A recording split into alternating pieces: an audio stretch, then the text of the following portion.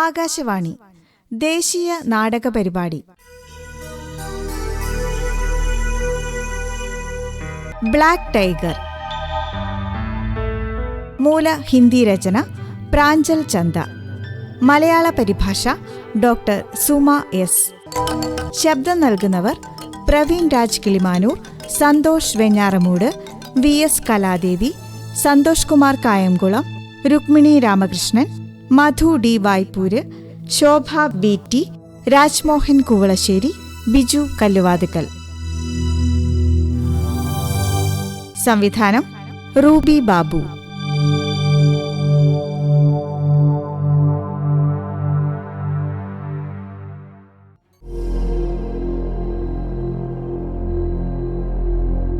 മരണം ഒരു നാൾ വന്നു പോകും. ഭയപ്പെടുന്നതെന്തേ? കളിച്ചിരികൾ കലർന്ന നാടകമേ ജീവിതം. മരണം എന്താണ്? നമ്മുടെ രാജ്യം സന്തോഷത്തോടെ സ്വതന്ത്രമായി പുലരട്ടെ. നാം ജീവിച്ചാലും മരിച്ചാലും എന്ത്?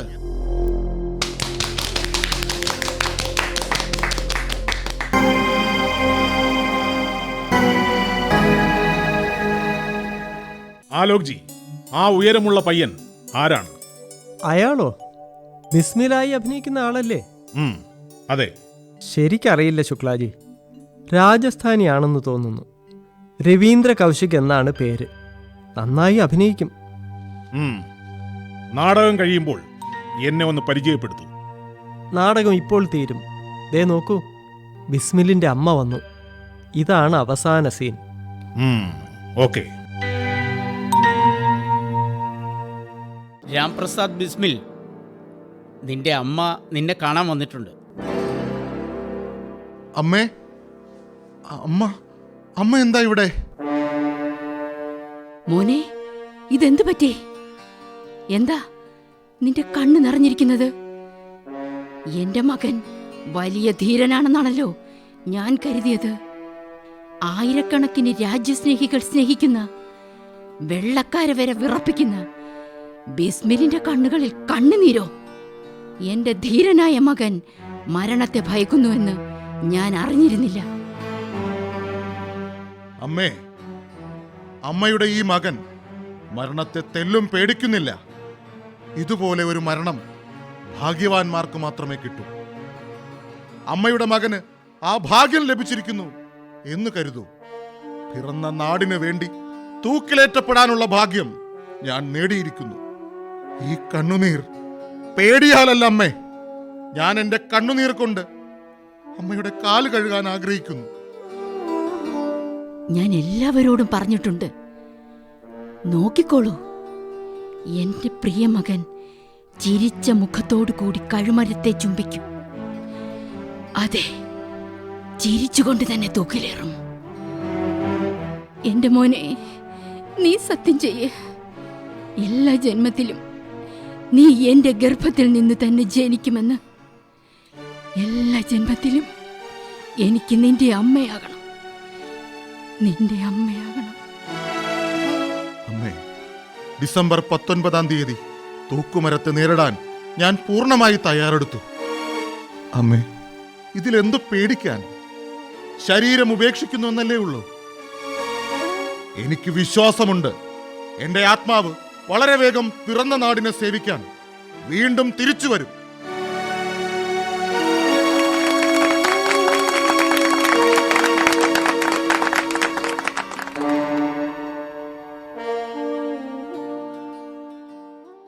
വരൂ ശുക്ലാജി, ആ പയ്യനെ ഓഫീസിലേക്ക് തന്നെ വിളിക്കാം. ശരി, പോകാം.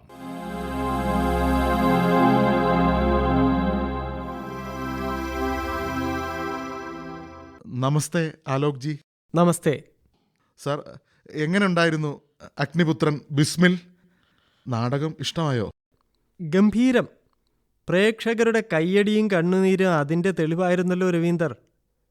ഇദ്ദേഹമാണ് ശുക്ലാജി. ഡൽഹിയിൽ നിന്നും വന്നതാണ്. സർക്കാർ വകുപ്പിലെ വലിയൊരു ഉദ്യോഗസ്ഥൻ. നിന്നെ പരിചയപ്പെടണമെന്ന് പറഞ്ഞിരുന്നു. നമസ്തേ സാർ. നമസ്തേ. നിങ്ങൾ സംസാരിച്ചു കൊണ്ടിരിക്കൂ. ഞാൻ അതിഥികളെ യാത്രയാക്കി വരാം. രവീന്ദ്രൻ, നിങ്ങൾ കഥാപാത്രത്തെ പൂർണ്ണമായി ഉൾക്കൊണ്ട് അഭിനയിച്ചു. അമ്മേ, നിന്റെ ഈ മകൻ മരണത്തെ തെല്ലും പേടിക്കുന്നില്ല. ഇതുപോലുള്ള മരണം ഭാഗ്യവാന്മാർക്ക് മാത്രമേ കിട്ടൂ.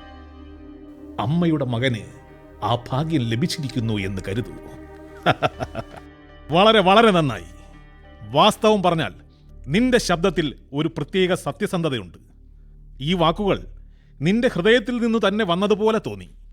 ഇത്ര മികച്ച രീതിയിൽ ഇങ്ങനെ അഭിനയിക്കാൻ നിനക്ക് എങ്ങനെ സാധിക്കുന്നു? അതിനെയാണ് പരകായ പ്രവേശം എന്ന് പറയുന്നത് സാർ. ബിസ്മിലിൻ്റെ വേഷം ചെയ്യുമ്പോൾ ഞാൻ രവീന്ദ്രയല്ല, ബിസ്മിൽ തന്നെയായി മാറുന്നു. എൻ്റെ ചിന്ത, എൻ്റെ ഭാഷ, എൻ്റെ സ്വഭാവം എല്ലാം ബിസ്മിൽ മയമായി പോയി. ഞാൻ ഏത് കഥാപാത്രത്തെ അവതരിപ്പിക്കുമ്പോഴും ആ വ്യക്തിയായ അറിയാതെ മാറും. ഗുഡ്. നാടകങ്ങൾ നീ നന്നായി ചെയ്യുന്നുണ്ട്. ഭാവിയിൽ എന്തു ചെയ്യാൻ ആഗ്രഹിക്കുന്നു? സാർ, അന്ധൻ എന്താണ് വേണ്ടത്? 2 കണ്ണുകൾ. ഞാനൊരു ഗ്രാജുവേറ്റാണ്. ഒരു ജോലി വേണം, അതും മാന്യമായതും ഉത്തരവാദിത്വമുള്ളതുമായിരിക്കണം. കൂടാതെ രാജ്യസേവനത്തിന് അവസരമുണ്ടാകണം. അത്തരമൊരു ജോലി ലഭിച്ചാൽ ജീവിതം ധന്യമായി സാർ. ഓക്കെ, എങ്ങനെയുള്ള ജോലിയാണ് നീ ആഗ്രഹിക്കുന്നത്? സാർ, ഞാൻ ആഗ്രഹിച്ചതുകൊണ്ട് മാത്രം കാര്യമുണ്ടോ? അമ്മയുടെ ആഗ്രഹം ഞാൻ സൈന്യത്തിൽ ഓഫീസറായി ജോലി ചെയ്യണമെന്നാണ്. അമ്മ എപ്പോഴും പറയാറുണ്ട്, രാജ്യത്തിനായി സേവനം ചെയ്യുന്ന സൈനികന്റെ ജോലി പോലെ മഹത്തരമായ ജോലി മറ്റൊന്നില്ല. അതിലൂടെ പിതൃപരമ്പരയിലെ 7 ജന്മങ്ങളുടെ പാപം മാഞ്ഞു പോകുമെന്ന്. ഞാൻ ശ്രമിച്ചുകൊണ്ടിരിക്കുകയാണ് അമ്മയുടെ സ്വപ്നം നിറവേറ്റാൻ. പക്ഷേ ഇതുവരെ ഐ അണ്ടർസ്റ്റുഡ്. നാടകത്തെ തൊഴിലാക്കാൻ ആഗ്രഹമില്ലേ? ഇല്ല സാർ. നാടകം ഞാൻ വെറും ഒരു ഹോബിയായി ചെയ്യുന്നു. വിവിധ കഥാപാത്രങ്ങളെ അവതരിപ്പിക്കുന്നതും വ്യത്യസ്ത രൂപങ്ങൾ സ്വീകരിക്കുന്നതും എനിക്കിഷ്ടമാണ്. ഒരു കാര്യം പറയട്ടെ സാർ, നിങ്ങളുടെ ഇരിപ്പിൻ്റെ രീതിയും സംസാരത്തിൻ്റെ ശൈലിയും, ഹെയർ കട്ട്, ഷൂസ്, മുഖഭാവങ്ങൾ, മൊത്തത്തിൽ നോക്കുമ്പോൾ നിങ്ങൾ പോലീസിലോ അതുപോലുള്ള ഏതോ വകുപ്പിലാണെന്ന് തോന്നുന്നു. നല്ല നിരീക്ഷണ പാഠവുമാണല്ലോ നിനക്ക്. എന്നെ എന്തായാലും സാർ ഇതൊന്നും പറയാനല്ല വിളിപ്പിച്ചത്, അല്ലേ? ശരിയാണ് നീ പറഞ്ഞത്. ഞാൻ നിന്നെപ്പോലെ ഒരാളെ തേടുകയാണ്. യങ്, ഡൈനാമിക്, പല രൂപങ്ങളിൽ മാറാൻ കഴിയുന്ന ഒരാളെ. ഞാൻ നിനക്കൊരു ജോലി സംഘടിപ്പിക്കാം. പക്ഷേ കുറച്ച് നാളത്തെ ട്രെയിനിങ് ഉണ്ടായിരിക്കും. തയ്യാറാണോ? കുറച്ച് പുതിയ കാര്യങ്ങളായിരിക്കും പഠിക്കേണ്ടത്. പഠിക്കാമോ? എന്താണ് പഠിക്കേണ്ടത്? ഉറുദു. എന്താണ് ചെയ്യേണ്ടത്? പല രൂപങ്ങളിലും മാറാൻ കഴിവുള്ള ഒരാളാകണം. അതെന്തിന്? ഒരു കഥാപാത്രത്തെ അവതരിപ്പിക്കാനാണ്. ആരുടെ കഥാപാത്രം? അതൊക്കെ സമയം വരുമ്പോൾ പറയാം. ഏതെങ്കിലും നാടകം അവതരിപ്പിക്കാനാണോ? യെസ്, അങ്ങനെ തന്നെ കരുതാം. പക്ഷേ ഇതൊരു യഥാർത്ഥ നാടകമായിരിക്കും. പക്ഷേ ആർക്കു വേണ്ടിയാണ് ചെയ്യേണ്ടത്? രാജ്യത്തിനായി, ഇന്ത്യക്കായി. സാർ, നിങ്ങൾ തന്നെയാണ് ഇപ്പോൾ നാടകം കളിക്കുന്നത്. അല്ല, ഇതിന് പണമെല്ലാം കിട്ടുമോ? യെസ്, ഷുവർ, കിട്ടും. ഇപ്പോ മനസ്സിലായി സാർ. നിങ്ങൾ ബോംബെയിലോ മറ്റോ ഉള്ള ഒരു സിനിമ പ്രൊഡ്യൂസർ അല്ലേ? അല്ല, ഈ ജോലിക്ക് ഒരു നിബന്ധനയുണ്ട്. പറയൂ സാർ, നിബന്ധന എന്താണ്? അജ്ഞാതവാസം. ഈ ജോലി ചെയ്യുമ്പോൾ നിന്റെ ആദ്യവും അവസാനത്തതുമായ നിബന്ധന അതാണ്. നിനക്ക് അജ്ഞാതനായി ജീവിക്കേണ്ടി വരും. നീ പറഞ്ഞതുപോലെ പരകായ പ്രവേശം. ഒരിക്കൽ മറ്റൊരാളുടെ ശരീരത്തിൽ കയറിയാൽ പിന്നെ അതിൽ നിന്നും മടങ്ങി വരാൻ കഴിയില്ല. ആ കഥാപാത്രമായി വേണം നിന്റെ ജീവിതം മുഴുവൻ ജീവിക്കേണ്ടത്. നിനക്ക് നിന്റെ യഥാർത്ഥ സ്വത്വം മറച്ചു വയ്ക്കേണ്ടി വരും. അതായത് നീ ഇനി മുതൽ രവീന്ദ്രയല്ല, മറിച്ച് നിന്റെ ഓഫീസ് നിർദ്ദേശിക്കുന്ന ആ കഥാപാത്രമായിരിക്കും. അതിൻ്റെ ശരീരത്തിൽ നീ പ്രവേശിക്കണം. അതിൻ്റെ ജീവിതം നീ അഭിനയിക്കണം. ഇതെന്ത് തരത്തിലുള്ള ജോലിയാണ് സാർ? അതെ, അങ്ങനെ ഒരു പ്രത്യേക ജോലി തന്നെയാണിത്. നീ അന്വേഷിക്കുന്നത് എന്തായിരുന്നു? ബഹുമാനമുള്ളത്, ഉത്തരവാദിത്തമുള്ളത്, രാജ്യസേവനത്തിനുള്ളത്. അതെല്ലാം ഇതിലുണ്ട്. ഇതാ എൻ്റെ നമ്പർ. തീരുമാനം അതേ എന്നാണെങ്കിൽ എന്നെ വിളിക്കൂ. അല്ല എന്നാണെങ്കിൽ എന്നാൽ നാം തമ്മിൽ കണ്ട കാര്യമേ മറന്നേക്കുക.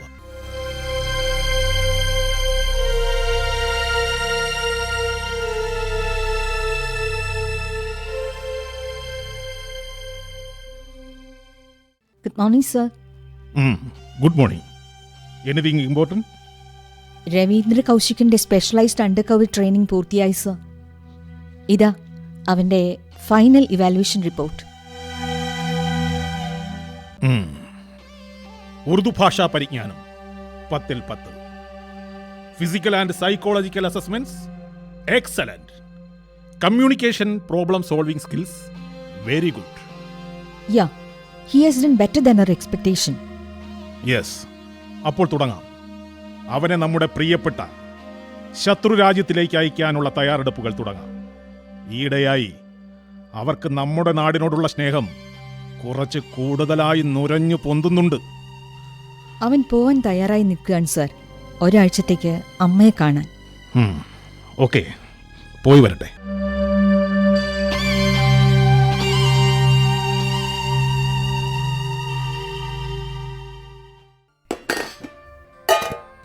ഒരു വർഷം ഡൽഹിയിൽ കഴിഞ്ഞപ്പോഴേക്കും ഇതെന്ത് പുതിയ ശീലമാണ് നീ പഠിച്ചു വന്നത്? വന്നത് മുതൽ എന്നെ അമ്മി അമ്മി എന്നാണല്ലോ വിളിക്കുന്നത്. ഓ ശരി ശരി, ഇനി അമ്മ എന്ന് തന്നെ വിളിക്കാം. ഇതെന്ത് തരത്തിലുള്ള ജോലിയാണ് എൻ്റെ മോനെ? ഈ അമ്മയോടോ സഹോദരനോടോ പോലും സംസാരിക്കാൻ പാടില്ലേ? ഒരു കത്തയക്കാമായിരുന്നില്ലേ? അമ്മേ, ജിതേന്ദ്രനും ആർമിയിലല്ലേ? 8-9 മാസങ്ങൾ വരെ വീട്ടിൽ വരാൻ കഴിയുമായിരുന്നില്ലല്ലോ. ഫോൺ ചെയ്യാനും കഴിഞ്ഞിരുന്നില്ല. അവൻ്റെ പോസ്റ്റിംഗ് അത്തരമൊരു സ്ഥലത്തായിരിക്കും. എൻ്റെ പോസ്റ്റിങ്ങും ഇപ്പോൾ അങ്ങനെ തന്നെയാണ്. അവിടെ നിന്ന് കത്തയക്കാനും പ്രയാസമുണ്ടാവും. പക്ഷേ ഞാൻ എല്ലാം അനിയനോട് പറഞ്ഞിട്ടുണ്ട്. അവൻ അമ്മയുടെ കാര്യങ്ങളെല്ലാം നോക്കിക്കോളും. നീ പോയാൽ ഈ വീട് മുഴുവൻ ശൂന്യമായി പോകും മോനെ. അമ്മ പാചകം ചെയ്ത ഭക്ഷണം കഴിക്കാതെ എനിക്ക് വിശപ്പ് തീരാറില്ല. ഞാൻ അതേക്കുറിച്ച് ആലോചിച്ചാണ് കൂടുതലായി വിഷമിക്കുന്നത്. എന്താകുമോ എന്തോ എൻ്റെ കാര്യം. പോട കള്ള, നിനക്ക് എല്ലാം തമാശ. അവധി എപ്പോൾ കിട്ടും മോനെ? പോയി നോക്കട്ടെ അമ്മേ. ഇപ്പോൾ ഒന്ന് വിശ്രമിക്കട്ടെ. അമ്മയുടെ മടിത്തട്ടിൽ കിടന്നുറങ്ങാനുള്ള ഭാഗ്യം ഇനി എന്ന് കിട്ടുമോ ആവോ? ഇത്ര വലുതായിട്ടും കുഞ്ഞുങ്ങളെപ്പോലെ എൻ്റെ മടിയിൽ കിടന്ന് എങ്ങനെ ഉറങ്ങുന്നുവോ? രാരാരീ രാരീരേ രാരോ രാരീ രാരാരീ രാരീരേ രാരോ. ഞാൻ എങ്ങോട്ടുള്ള യാത്രയിലാണെന്ന് അമ്മ അറിയുന്നില്ലല്ലോ. മടക്കമുണ്ടാകുമോ? ആർക്കറിയാം എപ്പോഴാണ് മടക്കമെന്ന്? അതോ ഇനി രാരീ രാരീരേ രാരോ രാരീ രാരാരീ രാരീരേ രാരോ.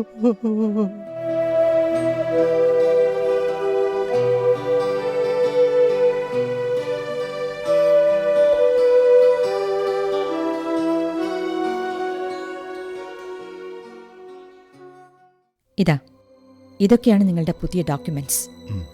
പാസ്പോർട്ട്, തിരിച്ചറിയൽ രേഖകൾ, നിങ്ങളുടെ വ്യാജ ബന്ധുക്കളുടെ മുഴുവൻ കഥകളും, പിന്നെ നിങ്ങളുടെ മാതാപിതാക്കളുടെ മൊത്തം ജാതകവും, അതുപോലെ പാർട്ടീഷന് മുൻപുള്ള നിങ്ങളുടെ അപ്പനപ്പൂപ്പന്മാരുടെ വരെ എല്ലാ രേഖകളും ഇതിലുണ്ട്. ഇവയിൽ എന്തെങ്കിലും തെറ്റിയാൽ പിന്നെ... ആ, എനിക്ക് മനസ്സിലാവുന്നുണ്ട്. നിങ്ങളുടെ പരിശീലനം അത്തരത്തിലായിരുന്നല്ലോ. ഇപ്പോൾ സ്വപ്നത്തിൽ പോലും ഞാൻ എന്നെ അഹമ്മദ് ഷാക്കിറായി തന്നെ കാണുന്നു. വസ്ത്രധാരണത്തിൽ മാത്രമല്ല, പെരുമാറ്റത്തിലും ഞാൻ മറ്റൊരാളാണ്. ഇനി രവീന്ദ്ര കൗശിക് എന്ന പേര് മറ്റേതോ കാലഘട്ടത്തിലെ ആളായി തോന്നുന്നു. എൻ്റെ തലയിലെയും മുട്ടുകളിലെയും കണങ്കാലിലെയും ഈ കറുത്ത പാടുകൾ എങ്ങനെ വന്നതാണെന്ന് അമ്മയോട് പറഞ്ഞു മനസ്സിലാക്കാൻ ഞാൻ നന്നേ ബുദ്ധിമുട്ടി. അതുപോലെ അമ്മ എന്ന് വിളിക്കാതെ അമ്മി എന്ന് വിളിച്ചു. രാജ്യസേവനത്തിനായി ഇങ്ങനെ ഒരു അവസരം കിട്ടിയതിൽ ഞാൻ തീർച്ചയായും അഭിമാനിക്കുന്നു. പക്ഷേ ഇനി എപ്പോൾ മടങ്ങാൻ കഴിയുമെന്ന് എനിക്കറിയില്ലല്ലോ. അത് പിന്നെ രവീന്ദ്ര, അറിയാം. ഒരു ചാരന് വീടില്ല രവീന്ദ്ര. അണ്ടർ കവർ ഏജന്റിന്റെ വീട് അവന്റെ പുതിയ ഐഡന്റിറ്റി രേഖപ്പെടുത്തിയിരിക്കുന്ന സ്ഥലമാണ്. നിന്റെ വീട് ഈ രേഖകളിലുള്ളതാണ്. നിന്റെ ദേശം ഈ കള്ളപ്പേരുകളിൽ ഒളിഞ്ഞിരിക്കുന്നു. എങ്ങാനും പിടിക്കപ്പെട്ടാൽ ഏജൻസിക്ക് ദുഃഖമുണ്ടാകും. പക്ഷേ ഏജൻസി നിന്നെ തിരിച്ചറിയാൻ വരില്ല. നിന്നെ തള്ളിക്കളയുക തന്നെ ചെയ്യും. എല്ലാം ഓർമ്മയുണ്ട്. ജയ് ഹിന്ദ്, ജയ് ഭാരത്. ഗുഡ്. നാളെ ഒരു ട്രക്കിൽ നീ അമൃത്സറിലേക്ക് പുറപ്പെടും. അവിടെ നിന്നാണ് അതിർത്തി കടക്കുക. അതിർത്തി കടക്കുന്നതോടെ നീ ആ രാജ്യക്കാരനായി മാറും. അതിർത്തി കടന്ന ശേഷം നിന്റെ പുതിയ കഥ, അതായത് പുതിയ രാജ്യം, പുതിയ ജീവിതം എന്നിവ തുടങ്ങും. അവിടെ പോയ ശേഷം നീ ലോ കോളേജിൽ പ്രവേശനം നേടും. മനസ്സിരുത്തി പഠിക്കണം. നിയമപഠനം പൂർത്തിയാക്കിയ ശേഷം അവിടുത്തെ മിലിറ്ററിയിൽ ജോലി നേടുക എന്നതാകണം നിന്റെ ലക്ഷ്യം. ആജ്ഞ ശിരസ വഹിക്കുന്നു മാഡം. ജയ് ഹിന്ദ്. ജയ് ഹിന്ദ്.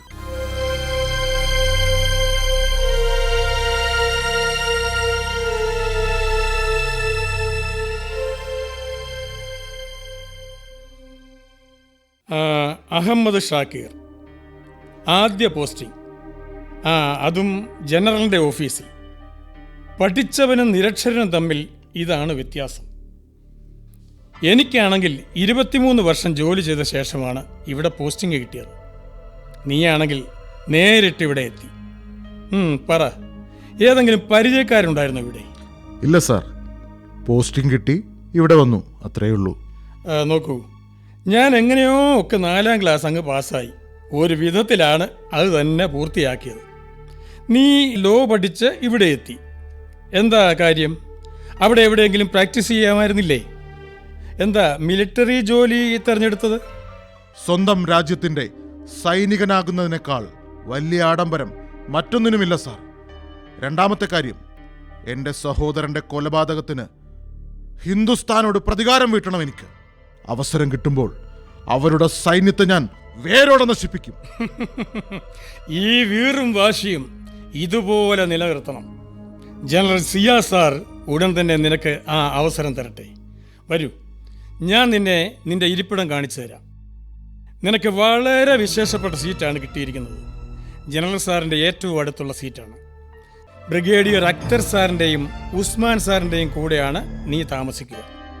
ഈ 2 പേരും ജനറൽ സാറിൻ്റെ ബന്ധുക്കളാണ്.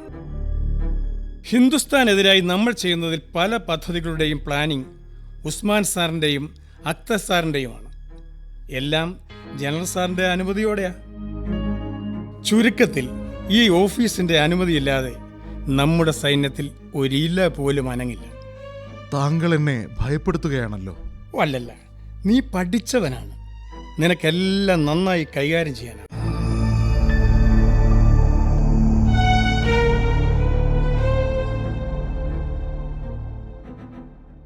സർ, അവനവിടെ ഒരു ലോക്കൽ പെൺകുട്ടിയെ വിവാഹം ചെയ്ത് ഒരു കുഞ്ഞുമുണ്ട്. വിവരങ്ങളൊക്കെ നമുക്ക് കൃത്യമായിട്ട് ലഭിക്കുന്നുണ്ട്. വെസ്റ്റേൺ ഫ്രണ്ടിൽ അവർ നടത്താൻ പോകുന്ന എല്ലാ ആക്ടിവിറ്റീസിന് മുൻപ് നമുക്ക് അലേർട്ട് ലഭിക്കുന്നുണ്ട്. അവരുടെ ബറ്റാലിയന്റെ ഓരോ നീക്കത്തെയും പറ്റിയുള്ള വിവരങ്ങൾ നാം മുൻകൂട്ടി അറിയുന്നുണ്ട്. ഇതുവരെ നമ്മുടെ അണ്ടർ കവർ അത്യുത്തമമായ പ്രകടനം കാഴ്ചവച്ചിരിക്കുന്നു. മറ്റുള്ളവരുടെ ശ്രദ്ധയിൽപ്പെടാതെ ജാഗ്രത പാലിക്കാനുള്ള നിർദ്ദേശം നൽകിയിട്ടുണ്ട്. അവന്റെ കുടുംബത്തെപ്പറ്റി എന്തെങ്കിലും വിവരം? പണം കൃത്യമായിട്ട് അയക്കുന്നുണ്ട്. ടൈപ്പ് ചെയ്ത കത്തുകളും അയക്കുന്നുണ്ട്. അവന്റെ അമ്മയ്ക്ക് ഇടയ്ക്ക് അസുഖമായിരുന്നു. ഇവിടെ നിന്നും സ്റ്റാഫിന് പോലും അയച്ചിരുന്നു. നമ്മുടെ റുട്ടീൻ സാറിന് അറിയാമല്ലോ.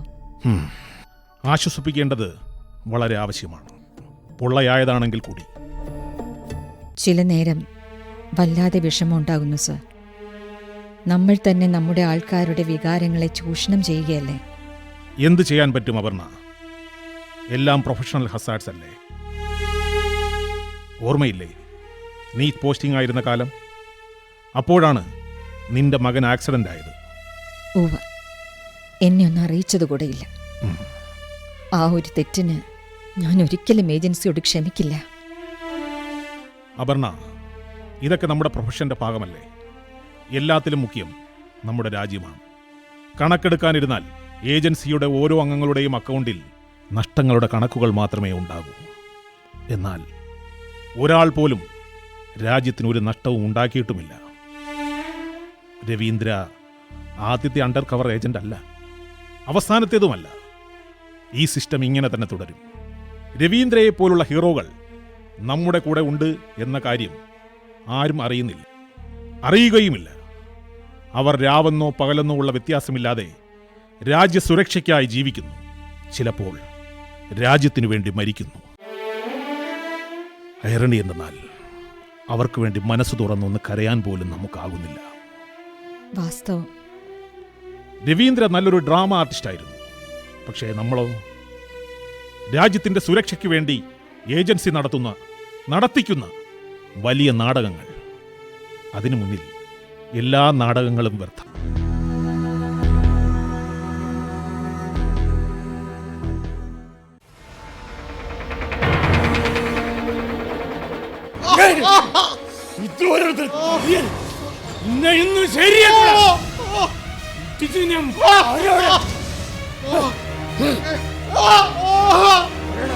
നീ എന്തിനാണ് ഇവിടെ വന്നത്? എന്നെ കൊണ്ടിൽ പറപ്പിക്കടാ.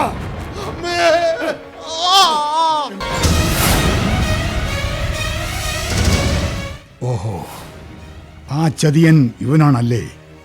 സാർ, നമ്മുടെ സൈന്യം വല വിരിച്ചിട്ടാണ് ഇവനെ പിടികെട്ടിയത്. മിണ്ടിപ്പോകരുത്. 6 മാസം കഴിഞ്ഞാണ് ഇവൻ പിടിയിലാകുന്നത്. ഇവൻ പിടിക്കപ്പെട്ടത് എങ്ങനെയാണെന്നറിയാമോ?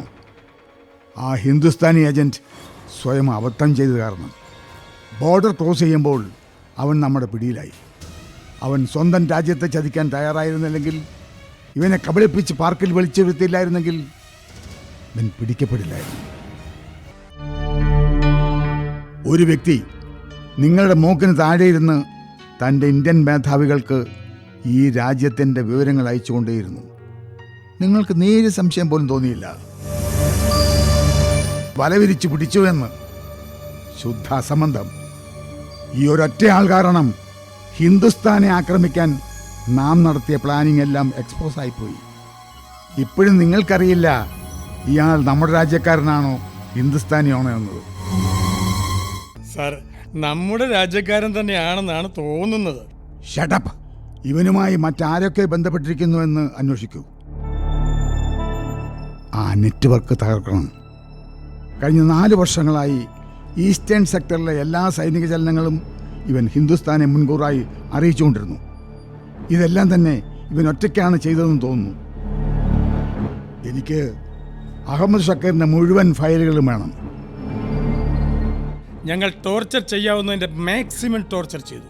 പക്ഷേ ഇവനാണെങ്കിൽ ഞാൻ ഹിന്ദുസ്ഥാനി അല്ല എന്ന് പറഞ്ഞുകൊണ്ടിരിക്കുക. ഇനിയും പിടിപ്പിച്ച അവൻ മരിച്ചു പോ സാറേ. ഇന്ത്യൻ എംബസിയിലെ എല്ലാവരെയും 24 മണിക്കൂറും നിരീക്ഷണത്തിൽ വയ്ക്കൂ. ഒരു പിഴവും സംഭവിക്കരുത്.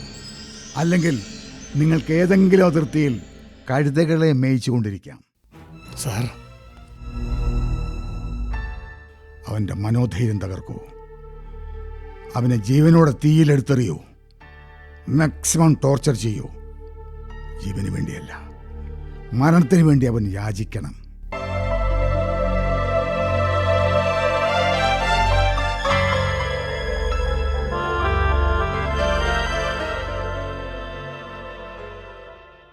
അമ്മേ, അമ്മേ, എന്താ മോനെ? അണ്ണന്റെ കത്ത് വന്നിട്ടുണ്ട്. എൻ്റെ പ്രിയപ്പെട്ട അമ്മേ, കാലങ്ങൾ കുറേ ആയി അല്ലേ?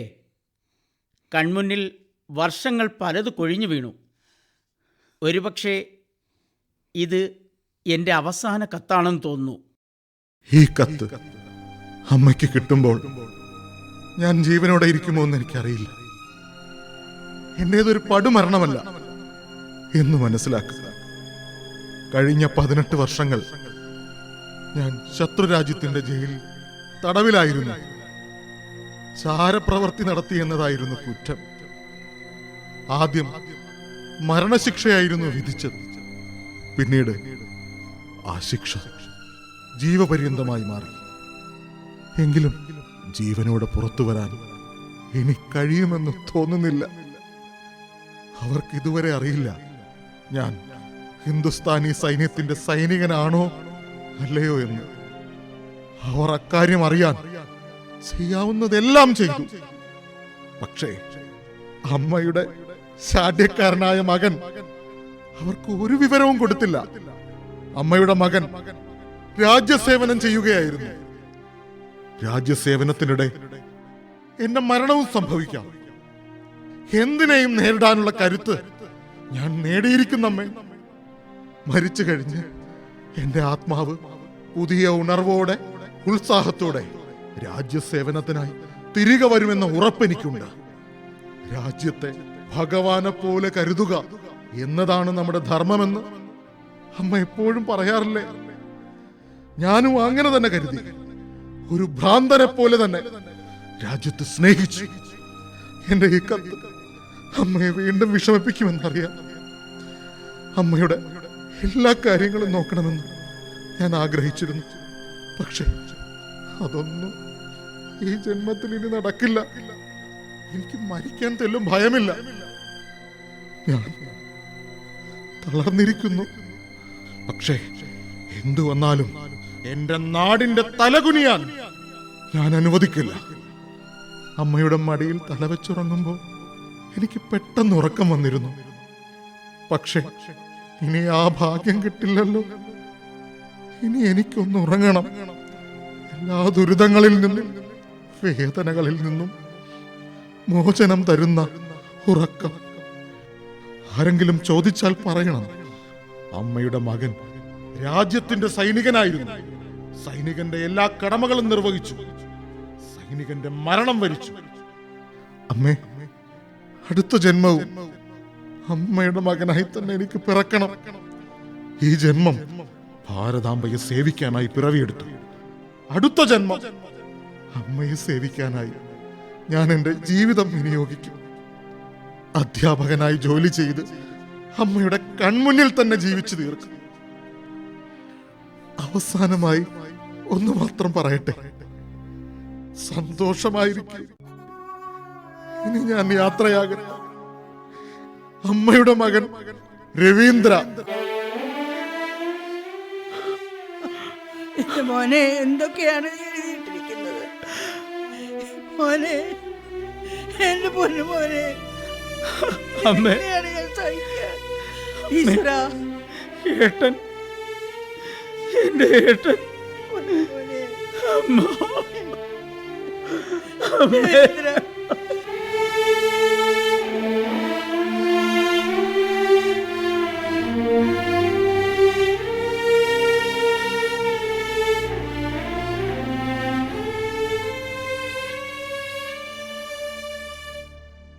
ബ്ലാക്ക് ടൈഗർ നാടകം സമാപിക്കുന്നു. രാജ്യസുരക്ഷയ്ക്ക് വേണ്ടി പ്രവർത്തിക്കുന്ന അണ്ടർ കവർ ഏജന്റുകളോടുള്ള സമർപ്പണമായി എഴുതിയ നാടകമാണ് ഇത്. നമ്മുടെ ഈ കവർ ഏജന്റ്സ് ശത്രു രാജ്യങ്ങളിലേക്ക് വേഷം മാറിപ്പോയി ജോലി ചെയ്യുന്നു.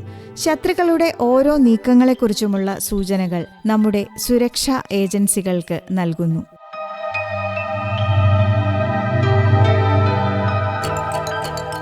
മൂല ഹിന്ദി രചന പ്രാഞ്ചൽ ചന്ദ. മലയാള പരിഭാഷ ഡോക്ടർ സുമ എസ്. കഥാപാത്രങ്ങളും ശബ്ദം നൽകിയവരും രവീന്ദ്ര കൗശിക്, പ്രവീൺ രാജ് കിളിമാനൂർ, ശുക്ലാജി സന്തോഷ് വെഞ്ഞാറമൂട്, സ്ത്രീ ഉദ്യോഗസ്ഥ VS കലാദേവി, ശത്രുരാജ്യത്തെ സൈനിക ഓഫീസർ സന്തോഷ് കുമാർ കായംകുളം, ശത്രുരാജ്യത്തെ സൈനികൻ മധു D വായ്പൂര്, രവീന്ദ്ര കൗശിക്കിന്റെ അമ്മ രുക്മിണി രാമകൃഷ്ണൻ, ആലോക് ജി, രാജ്മോഹൻ കുവളശ്ശേരി, നടൻ ബിസ്മിലിന്റെ അമ്മ ശോഭ BT, രവീന്ദ്ര കൗശിക്കിന്റെ സഹോദരൻ ബിജു കല്ലുവാതുക്കൽ. സംവിധാനം റൂബി ബാബു. സംവിധാന സഹായം VN ദീപ, N സുനിത.